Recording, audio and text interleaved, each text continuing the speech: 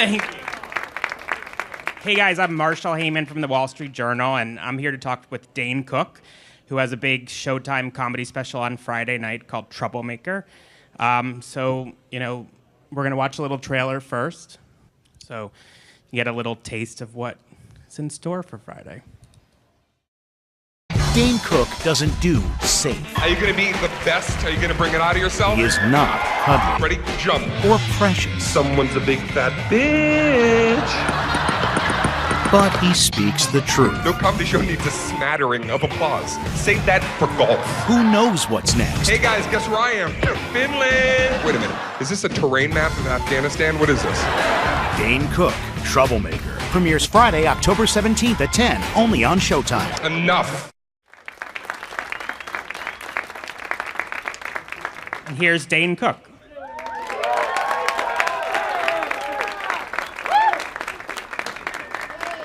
Okay. By the way, that's the entire special that we just showed. It's a very, very unique cut. I actually watched your special, and it's hilarious. Thank you very much. Really, really funny. And you're one of the few comedians who has sold out Madison Square Garden. It's unbelievable. You know, the first time I ever played, I used to do actually round shows. There were, I grew up in Boston, and down in Cape Cod, there was a South Shore music tent, which was like 2,500 in the round. And Carlin would play down there, and I would go down and watch some of these, incredible acts come in and do this really unique kind of setup. And some guys couldn't do it, and the guys like Carlin that could, it really appealed to me. I thought it was just a great way to kind of keep momentum going and keep an energy in the room that is unlike, standard kind of audience facing the crowd. And as I got a little bit better at it at a young age, I thought, maybe someday I'll do a special like this. And met Marty Kullner, who directed it. He also directed Carlin in the Round in '76. And I said, I want to do an In the Round show like your boy Carlin did. And he's like, all right, where? And I said, Boston Garden. And he's like, yeah, that might be a little tricky. I said, I know, that's why I'm either going out in a blaze of glory right. or I'm going to try to do something in the never been done before business. And this special you directed yourself, correct? I did, okay. yes. And What's I had a very, very difficult time with me. You did? Yeah, I did not care for my attitude. Right. I was late quite a bit. You had a very big rider, I had my rider, yes. Right. I demanded a mariachi band okay. at all times. It was unique because as a comedian, when you're working on new material, it's always really about the process of, quite simply, what's funny, what feels right, what works for me, what works, keeping the integrity of the routine, what's the theme, and you kind of work through a through line in that sense. But with directing it, and even producing it, putting all my own, every shekel in this thing is mine, which is daunting. You start to want to really be collaborative with the small and mighty team that you put around you. So it was a real labor of love, and I honestly think it's the best thing I've ever done. I think it's the first time I've watched myself in a completed form, away from the theater setting or an arena or comedy club, and said that really captured all of my human emoji, if I may, right. in one set. So I'm super proud of it and really stoked. And did you have to watch it a ton of times because you directed it yourself? I did, okay. yeah. And I'm sitting in the edit bay, and I remember after about 4 or 5 months, just turning to my editor, I was like, "How sick are you of hearing these bits and my voice?" And well, that's kind of a testament too of like you start to really know if the material is going to live. Because you can film a great show, and it just won't translate sometimes. You'll see comedians that you like go on a late night show, and you'll be like, I don't know, something was just missing tonight. There has to be something in that, in the air that night that allows you to capture a little bit of magic, so it'll translate when people see it at home or on a movie screen. And I nailed it here. I feel really, really psyched. And when you're in the edit bay, 4 or 5 months in, are you still laughing at your own jokes? No, I don't think I ever ever laugh really. At your own jokes I think I only laugh at my own jokes on stage. Okay. That's you're pretty. Sometimes because it's I'm hearing some of those things for the first time myself. A lot of improv goes into how I build a set. And so I think that sometimes when people see me or see a comic reacting, truly it's because when you're in the moment and you're enjoying what you do, that's the whole point, is not to be so serious about what I do. It's like I'm having a good time up there. It's whimsical. It's it's playtime. And so sometimes when you're discovering things in the moment, you can't help but find that notion to be amusing, and you hope that people want to grab onto it, and it'll be something people will want to quote for years to come. Right. How long does it take to put together a set? 40 years. Okay. A very, very long incubation Your process. entire life. Right. Exactly. How long? I've got it pretty much down now to where I'm on like a 1.5 to 2 year cycle. That's what I want to do. I want to be able to work on the material for a full year. I want to be able to put together where I want to do it, and then I want to give the post a little time so I can get great, artwork and whatever else needs to be in there. So 1.5 to 2, I'd like to, be on that kind of rhythm. And coming up with a title for your special, like Troublemaker, is that challenging? Well, you really want to. For this, it was not so challenging because I knew that I wanted the title to have kind of like a dual persona, which was, number one, I knew that the routine. I start off this show by saying, 60% of the relationships that come in here tonight, I'm going to destroy, and I do. And I've gotten the emails, and I've gotten the people who've come up to me after shows and said, "Yeah, we broke up after that show." And does that make you happy, or yeah, it does, because then because then I'm like, you know what? Now you can move on. You guys weren't meant to be together. It was not a simpatico, and now you can go on to be with the person that you're meant to be with. And honestly, I also have gotten the opposite. I've had people come up to me after the shows or after a show like this and say, all the checklists of things that you said would cause us to capsize, we were right as rain on all of them. So at the same time, I've had people, come up and say, "We're married now. We met at your show, and the things that you said are cool." And then I've had people end relationships violently and in a tumultuous fashion because of some of the routines. But such is life, is what I say. Well, I was really curious watching the special. My own relationship broke up after this special, so I pretty much did it to myself. Do you want to talk about that at all? I'm not ready to. Okay. I'm still in a lot of pain, but trust me, she looked at me and was like, a lot of these things, is that me? And I was like, yeah. And she was like, were you basically, I remember one day, I knew I was in trouble with this relationship, and any relationship that a comic's in where my girl looked at me one day while I was kind of, just staring across the room, and she goes, "Are you watching me or are you observing me?" And that was pretty much the beginning of the end. I'm as a comedian, I'm probably observing you, and it's going to end up in the routine. So yes, even my own relationship, a lot of what probably caused its demise is in this special. After she saw the edited version, or when it was live? I think it was doomed from the beginning, Okay. Marshall. Okay. To be honest with you, I think that right out of the gate, Okay. it was not serendipity. Okay. And some things just don't last. Right. So you learn our lessons, and I'm glad that at least I could get some great comedy out of it. Right. I was wondering if you've seen Gone Girl, because your comedy is a lot about relationships, and that's did. really. Tell I me did. what you thought. Well, yes, of course, you're hoping that you're not with a socio/psychopath. Correct. Yeah. That's not exactly going to be a great road trip. But I thought that the movie, it didn't incite anything, for me to talk about within my comedy routine, but I thought that the movie was like really dense and kind of cool. A lot of twists and turns. I don't want to give away the ending for anybody here who hasn't seen it, but everyone dies. Right. Well, just a little bit inside, just Right. not literally. Talk about your social media presence and Okay. using technology. I'm on MySpace. Okay. Yes. I'm not going to give up on it. I'm going to stay in there and go down with the ship. Yeah. And couldn't have laughed at that one. Not even a half laugh. Thanks. All right. Nice talking to you. Social networking, very important. I came up, I found my fans that way.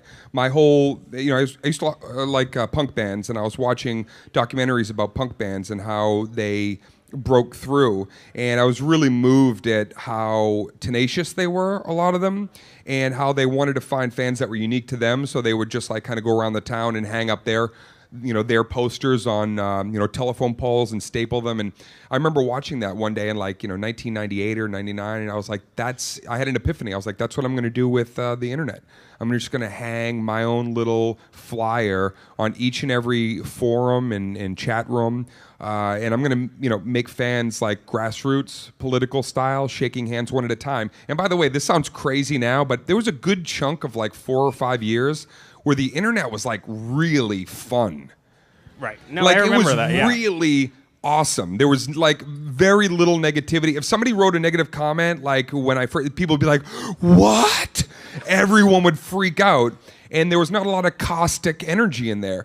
It was honestly like, if you sent a link, people were like, "Thanks for the link. Wow, I'm going to watch all of it." And so I would go into like any kind of, I'd go into any kind of forum. You know, whether it was somebody trying to, build how to build a house or, Lamar's class, pregnancy. I went into every forum and I would spend 23 hours a day for years talking, trying to make people laugh in those groups, and then posting links to my comedy clips. And that's how I really got the snowball effect with the comedy. And so technology really helped you find things to laugh about and be funny about, but at the same Sure. time helped your sort of presence and your celebrity. Absolutely. Yeah. It was if Hollywood isn't gonna put me there, if they're not gonna don me with the Excalibur or whatever, I'm gonna do it myself, and I'm at least gonna make a living, and I'm gonna pay the rent. Right. Little did I know it was gonna turn into something that I'd hoped it would turn into, which was like a tsunami. Right. It just kept building and building and building, and I kept playing into it. I was not relenting.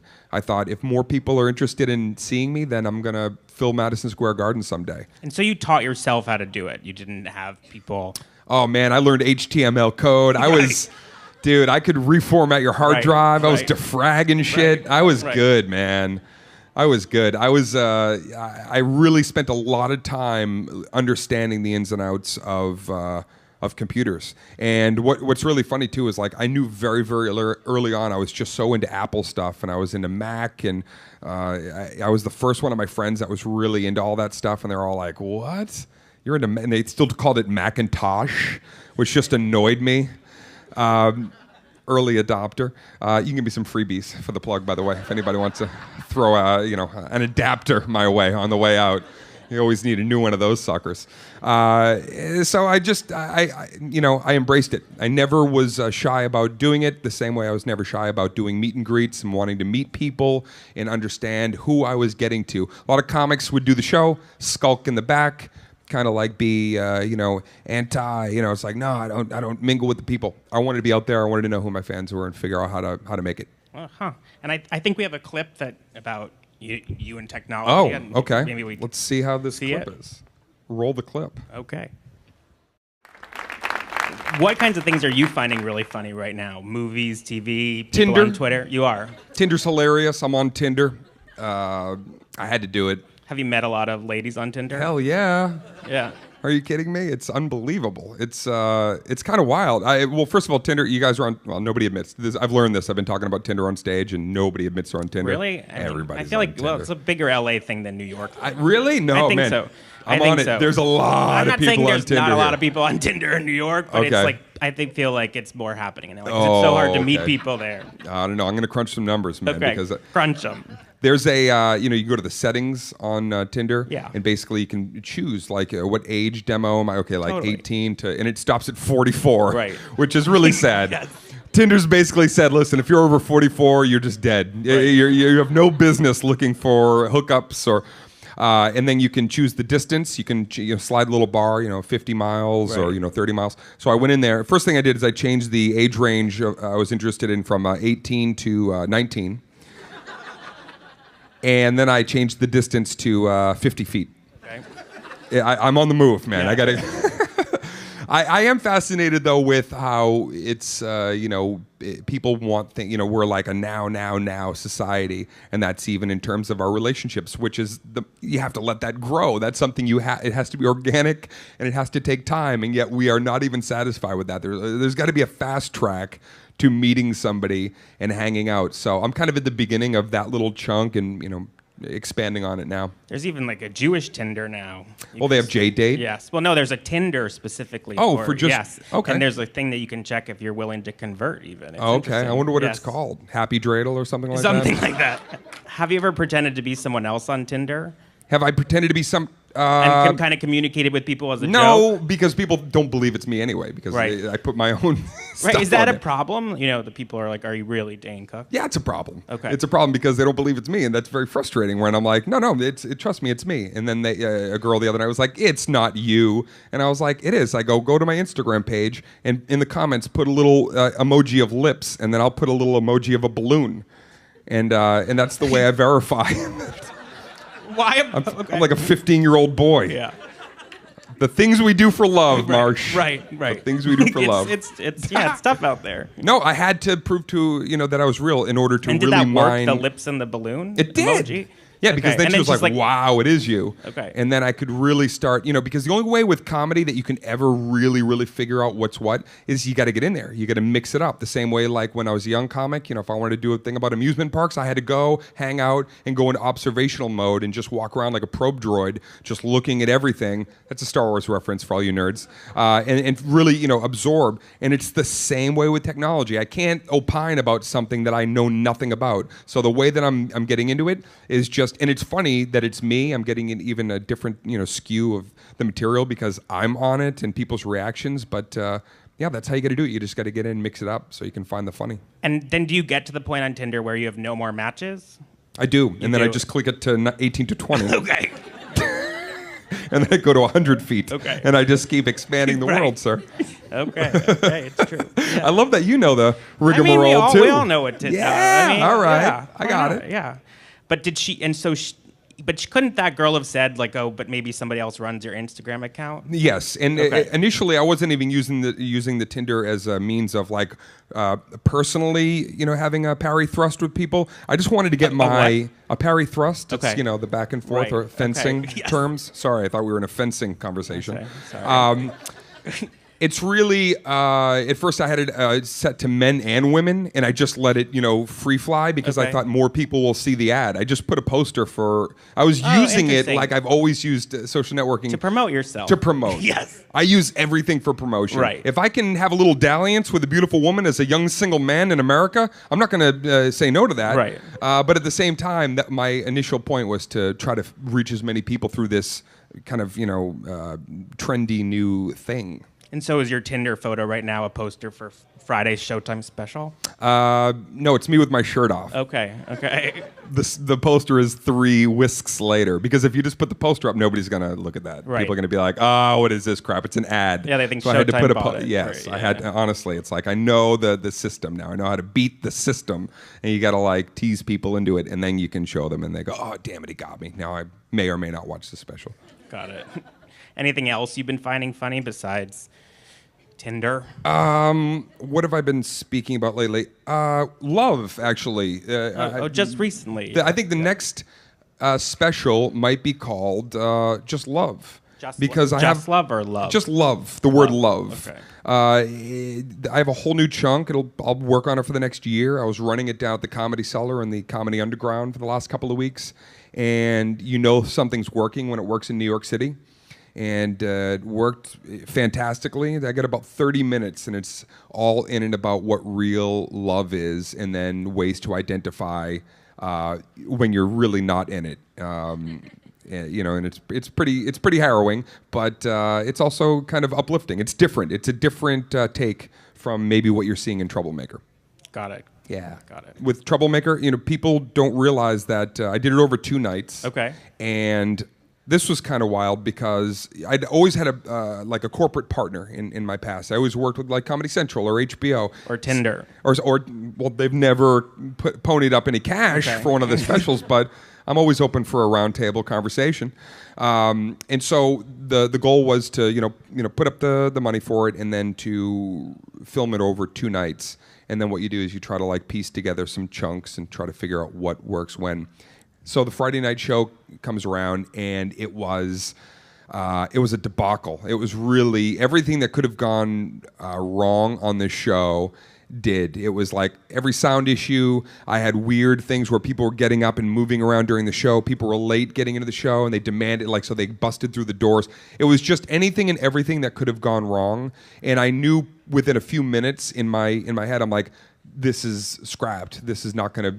But can you like read Can you kind of like? Can I read? Yes. No. Can you I just learned. I couldn't find the Marshall. word for a second. Can you pull the train back and get it back on its course when you know something is going sort of off? Yes, you can always do that, but it's very different as a performer once you're cognizant of the cameras. Okay. It's really tricky to put yourself back entirely in your body, and it's always been the biggest difficulty for anybody who's recording a special ever in the history of comics. Whenever I talk to people, and I've talked to them one-on-one, like, I love that special, and when I get the inside scoop, they'll say, oh, I really hate it, and you always hear the real deal, because nothing beats that organic, nobody knows about this but me and the crowd that I'm in on this given night. You need to capture something.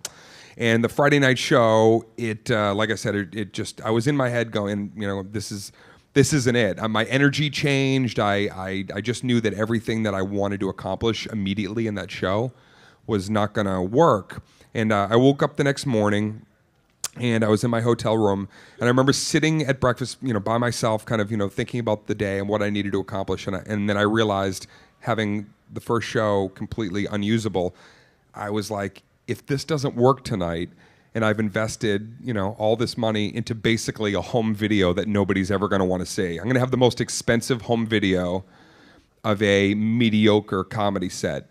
And I'd never had that feeling before in 24 years of doing comedy of real pressure that I'd never felt before. There's always somebody else, they're going to record me, and if it doesn't work, we'll go somewhere else. And this was like do or die. And the Saturday night show was the best show I'd had on stage in like 2 or 3 years.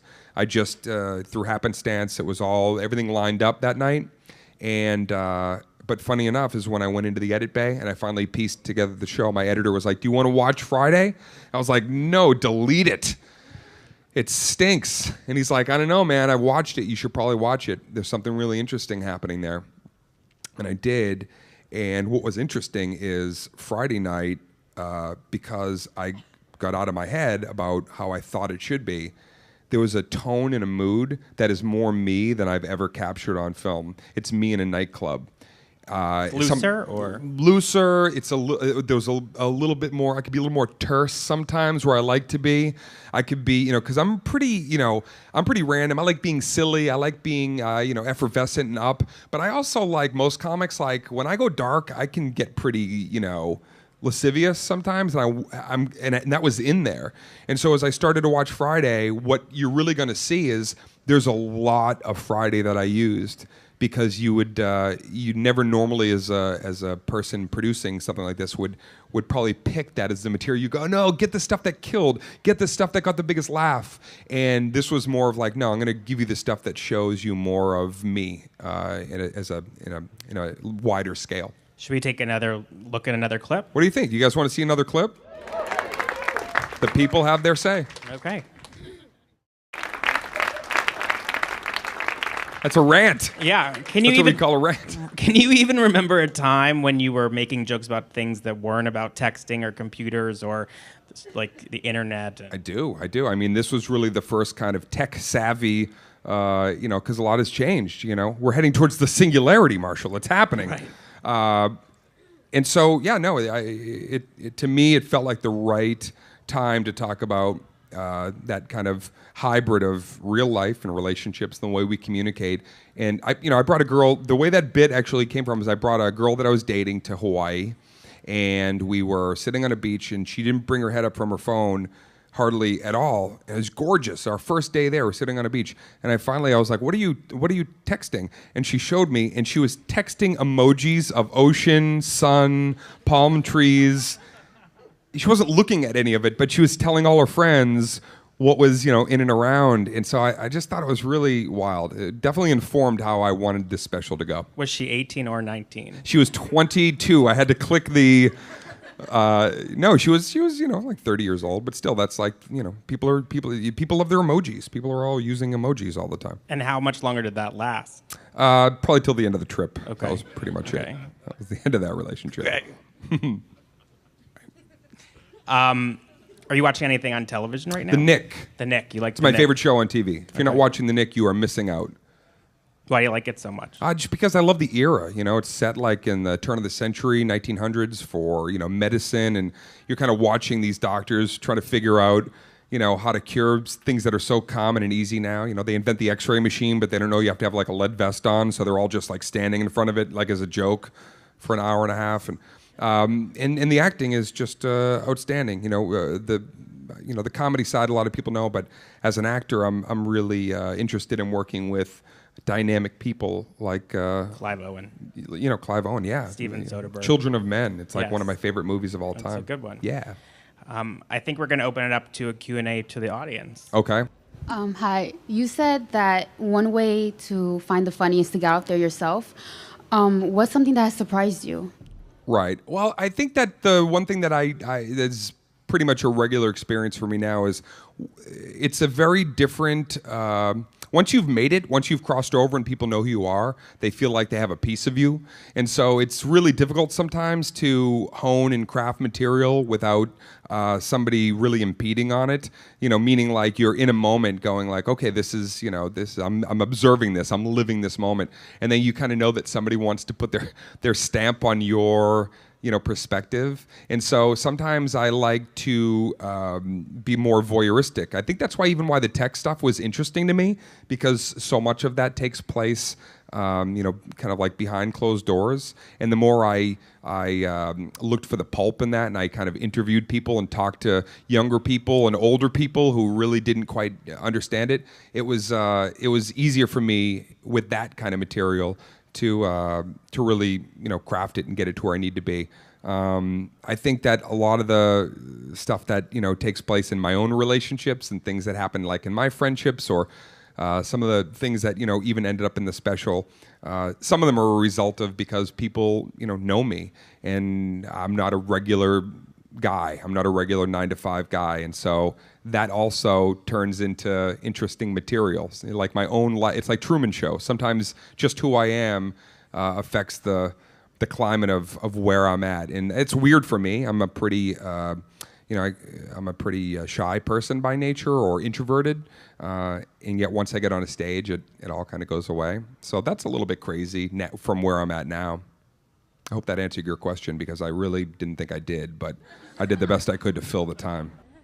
I'm wondering who are some guys that you see killing it at like Comedy Cellar, those places down on McDougal Street that haven't made that leap yet, and what do you think contributes to that, or what did you see sort of give you that momentum? Well, I was on the show actually with a lot of hammers, guys that come in, and where Louis was in there that night. Colin Quinn was in there working on his new material. I think the last two, the special and the show that Colin put out was like just remarkable, like really next level. But there's some guys that I've seen in and around LA. I think there's like a great new kind of squad of guys that are coming up. I like this guy Brent Moore, and he's really funny. I like his perspective on things. I've always liked Amy Schumer, and I like seeing not only how her show broke through, but like where her stand-up is going to go now. So, but the shows this last couple of weeks were, I was just kind of surrounded by people that earn their stripes, and now they come down there and they get to you get to work on new stuff in and around some pretty great people. Do you end up going to see a lot of stand-up on your nights off, or just when you're working? I don't. No, if I'm not in a club, usually working on my own stuff, I don't usually hang down there. But I do spend quite a bit of time, especially that first year of whatever you're delving into. It's a 7-night-a-week job, and when I'm in New York, like I did, I think 6 shows the other night. And if I'm in LA, there's not as many clubs, but I want to bounce around, try to get like 3 sets a night. And if I could do 3 sets of like 40 a night, then I'll try to do that. I try to be on for a couple of hours a night somewhere. And what's cool about New York is you can actually, and I used to do this a lot when I was living here, and I would do 6 or sometimes even 12 shows in a night. I would book from the earliest shows till middle of the night, and sometimes like college stuff in the afternoon. If I could go do like cafeteria show, way back, I would do that. And you could take a new piece of material, a new 5-7 minute chunk, and polish it. And by the end of the night, it was done. In one night, you could have a brand new piece of material and just put that in the shoebox until you needed it. And are there tricks for sustaining your energy over the course of the evening? Like heroin, okay. Actually. I do a lot of heroin. I shoot it in the web of my foot. Okay. And the trick is living a lifestyle, I think, that is going to help you to maintain and keep your energy level up. You know, I know in my own personal life, I had some real trials after, you know, my folks got sick. They passed away of cancer. I lost both my parents to cancer within 9 months. And it was like an impossible time, and needed to work on my family and needed to, you know, go through the grieving process. But I still found myself wanting to get on stage. I still found that, you know, being on stage and working on that, even through there, was cathartic and helped me to get to where I am now. Oh, very cool. Yeah. Okay, look at you crawling around all over. So with the political climate that it is right now, and you see more comedians getting in trouble for certain jokes that they're putting out there, you see radio hosts getting released from their jobs and things like that, for making seemingly comedic to their audiences. Do you find yourself having to censor yourself in jokes that you're coming up with, or how do you deal with that climate change that seems to be going on? Well, that's an interesting question. Well, first and foremost, I'm certainly not a political comic, and you know, I have an opinion. Sometimes I will show those on stage, but for the most part, I enjoy entertainment that's about, you know, kind of escapism and observational. And I also think there's a lot of guys who do it way better than I ever could, so I wouldn't enter that space. That being said, I think that it's really tricky. Sometimes when you're working under a major corporate umbrella, you know, they're the boss and they've hired you, and they, you know, there has to be kind of like, you have to acquiesce sometimes back and forth and be able to give each other the ability to, like, be the artist and then, you know, be the money people, be the boss. And yet, I would tell comics coming up now that you have to keep the integrity. You have to go into that room and not worry about who's watching or where you might end up. If you really want to be a true artist and comedian artist, then you might have to forgo all that stuff just in order to have the ability to have 100% of what you want to say, you know, be shared on that stage. The thing about comedy that really just trips me out is that it's like the only place left really that you can get complete truth from a person. You know, pretty much anywhere else you can have somebody standing over your shoulder, standards and practices, or, you know, some editor or some, you know, somebody upstairs in a sound booth. Always. But you can go to a comedy club and you can sit there and listen to something directly from my brain to your ears without anybody impeding. I think that's so, that's glamorous to me. That's like to be protected.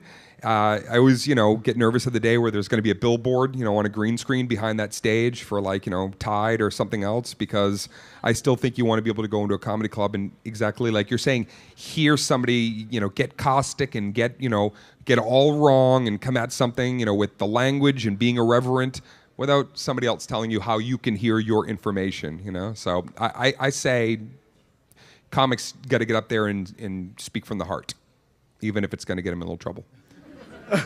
How you doing, man? My name is Brandon. Pleasure. Speaking of, you know, the integrity, you know, point of view that, you know, comics need to have in order to really, you know, make their living the way they want to make it. Your friend or associate, I don't know how close you were exactly, but the late, great Patrice O'Neal, man. I mean, I know you guys, you know, were cool with each other, man. Yeah. And I wanted to know whether or not, like, how far do you think that he would have made it if he had lived, you know, he'd be, you know, if he was alive today? Patrice O'Neal, if you don't know Patrice O'Neal, he was, you know, we call him a one of a kind. I came up with Patrice. I started with him in Boston. I remember seeing him the first night walk into Stitch's Comedy Club, and he made an immediate impact on me, not just because he was, you know, large and you know, yeah, you know, he was a big guy, you know, and he kind of commanded people's attention, but there was something he emulated that I immediately knew. I think Patrice could have gone as far as Patrice wanted to go. And that's really what it came down to with him. And I think the things that he did do that you can, you know, peep out and find online and download, yeah, he could certainly be, you know, come across as misogynistic. And some people have tried to, you know, deconstruct him, I think, too much. But he had an amazing heart. He was a great guy. And the time I spent on the road with him, I brought him out on the road with me quite a bit when I was fortunate enough to get some headlining gigs, so I could throw a little money in his pocket. But more, it was just to spend time. I actually was afraid to bring him on the road because I knew he'd blow me off the stage. And most of the nights I was going to have to work way, way harder than I wanted to get him back. But I brought him anyway because I loved him and I wanted to hang out with him. And I just wanted to, you know, spend that time. So I truly believe he's one of the greats, and I think that I hope more stuff of his comes out, and I think that he's going to have his place in the annals of you know, comedy history. Yeah. Basically, Part two. This part is gonna be real short. No. Basically, do you still wish you had the ability to spit venom? I remember that first. I'm not gonna lie to you, man. I still, I have a fantastical imagination. I tend to put a lot of that into some of the other stuff that I'm working on. I got a few things that I'm conjuring up in terms of where I write, and but I think a lot of the stand-up now, and again, it's reflected in Troublemaker, is I've grown up with a generation of comedy fans, and I'm not going to be derivative and kind of do what I did before, but that's all still within me. So whether that comes out in the script that I'm writing now, or a children's book or something down the road, I'm interested in pulling that stuff out of my creative side of my cerebellum. So we'll see. It's located near the limbic system. I know a little about the brain. Hi, Dane. Big fan of planes. Big fan of Dusty Crop Popper. I love How this did guy. you develop the voice for Dusty Crop Popper? And what was it like working with John Lasseter and all the crew at Disney? And is there going to be a Planes 3? And the other part of the question I want to ask, for need a Dan in pen. real life, what is Steve Carell like from your point of view? Those were great questions, all 6. I think it was 4, actually. And I'm going to go right down the list. Okay, first of all, the voice of Dusty Crop Popper, he's talking about Disney's Planes. I got to do both 1 and Fire and Rescue. It's my voice. I wanted to do a crazy, wacky voice. I, told John Lasseter, I'm like, I got a voice. I'm gonna do. And he was like, No, we just want your voice. We just want it to be really you and have what we're looking for in your unique sounding voice. And I don't know if there's going to be a third one. Nobody's told me. And John Lasseter is a modern day, Disney. He's a genius. He's, if there was a camera pointing inside his brain, I think that you would see some remarkable notions going on in there. And I can't tell you that in my career, there's a few things that I'll always look at and say, man, if nothing else, I got to host Saturday Night Live. I got to play Carnegie Hall. I got to play Madison Square Garden. And I got to work with John Lasseter. And The Incredibles is one of my favorite movies. So I hope that answers all your questions. Steve Carell's a bastard. Don't let that smile fool you when he's in the public eye, all right? That sweaty son of a bitch. No, he's a great man, and I got to work with him on Dan in Real Life, and he couldn't have been more pleasant. I'm glad to call him my movie brother for the rest of my life. All right. First of all, I'm from Buffalo, New York, so All you right. can thank me for this past Sunday. Boy, yeah. Bad game. That was bad. Bad. Anyways, so huge Twitter follower. I think you do a great job. You make me laugh every day, at least at some point. So I want to thank you for that. What's on the horizon? What's next? A big tour from this special, hopefully Buffalo, maybe? It's all Buffalo. It's a All Buffalo tour. We We're got to gonna get go our block to name out block. there, Buffalo, New York. Yep. I'm just going to be me at a kiosk, and I'm just going to be With buffalo wings. Buffalo wings. I got a lot of Buffalo wing jokes I'm going to be doing.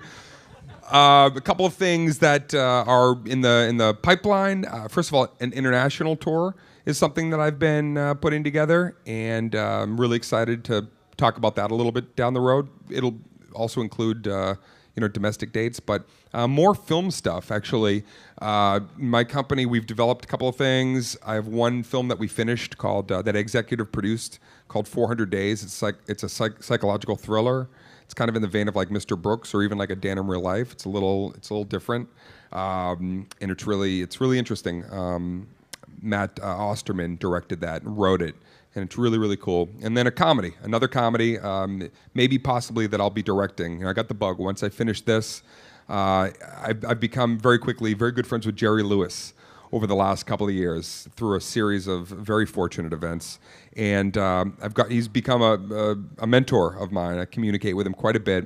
And this is the guy that directed, wrote, produced everything. He made his career, and everything that he did with Dino and all that stuff was really because he believed in himself, and he's given me a lot of food for thought in how I can now go about being closer to my own vision and things that I want to create. So I think in the next couple of years, you're going to see, on the tail of this, more of less of the kind of comedies I did before, which I kind of stepped into last minute. They were like, we got this thing, and it's, you're a guy, you're magic, you've got to kiss a girl, they get married. It was always something I came into late that, was a blast, and it could help me pay the rent. But now it's taking my time and doing things that are more like, from the Petri dish all the way up to, when we'll get a release at some point. So stay tuned. Thanks, man. Well, let's give a round of applause to Dane Cook. And Marshall. And everybody has to tune into a special on Friday night on Showtime or watch it on demand, maybe? Yeah, Showtime anytime as well. I know they're covering it, and so I'm sure it'll be everywhere in a minute. But if you want to see it Friday, you got to tune into Showtime. Thanks, everybody. Thank you. Appreciate it. Never been done before business. And this special you directed yourself, correct? I did, Okay. yes. And What's I had a that very, like? very difficult time with me. You did? Yeah, I did not care for my attitude. Right. I was late quite a bit. You had a very big rider, My rider, yes, Right. I demanded a mariachi band Okay.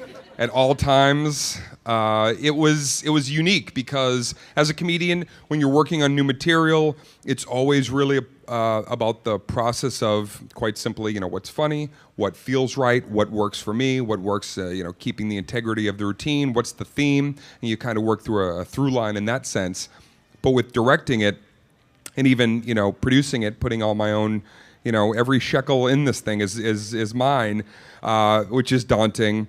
You start to want to really be collaborative with the small but mighty team that you put around you. So it was a real labor of love, and I honestly think it's the best thing I've ever done. I think it's the first time I've watched myself in a completed form, away from the theater setting or an arena or comedy club, and said that really captured all of my human emoji, if I may, Right. in one set. So I'm super proud of it. I'm really stoked. And did you have to watch it a ton of times because you directed it yourself? I did, yeah, Okay. yeah. And I'm sitting in the edit bay, and I remember after about 4 or 5 months, just turning to my editor, I was like, "How sick are you of hearing these bits and my voice?" And well, that's kind of a test. Go down and watch some of these incredible acts come in and do this really unique kind of setup. And some guys couldn't do it, and the guys like Carlin that could, it really appealed to me. I thought it was just a great way to kind of keep momentum going and keep an energy in the room that is unlike, standard kind of audience facing the crowd. And as I got a little bit better at it at a young age, I thought, maybe someday I'll do a special like this. And met Marty Callner, who directed it. He also directed Carlin in the Round in '76. And I said, I want to do an In the Round show like your boy Carlin did. And he's like, all right, where? And I said, Boston Garden. And he's like, yeah, that might be a little tricky. I said, I know, that's why I'm either going out in a blaze of glory Right. or I'm going to try to do something in the never. Here's Friday, October 17th at 10, only on Showtime. Enough. And here's Dane Cook.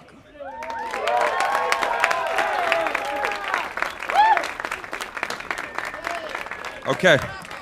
By the way, that's the entire special that we just showed. It's a very, very unique cut. I actually watched your special, and it's hilarious. Thank you very much. Really, really funny. And you're one of the few comedians who has sold out Madison Square Garden. It's unbelievable.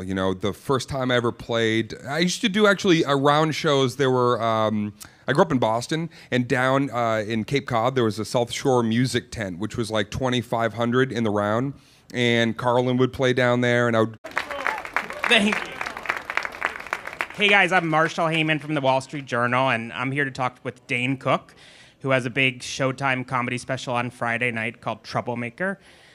So, we're going to watch a little trailer first, so you get a little taste of what's in store for Friday. Dane Cook doesn't do safe. Are you going to be the best? Are you going to bring it out of yourself? He is not cuddly Ready? Jump. or precious, Someone's a big fat bitch. but he speaks the truth. No comedy show needs a smattering of applause. Save that for golf. Who knows what's next? Hey guys, guess where I am? Finland. Wait a minute. Is this a terrain map of Afghanistan? What is this? Dane Cook, Troublemaker,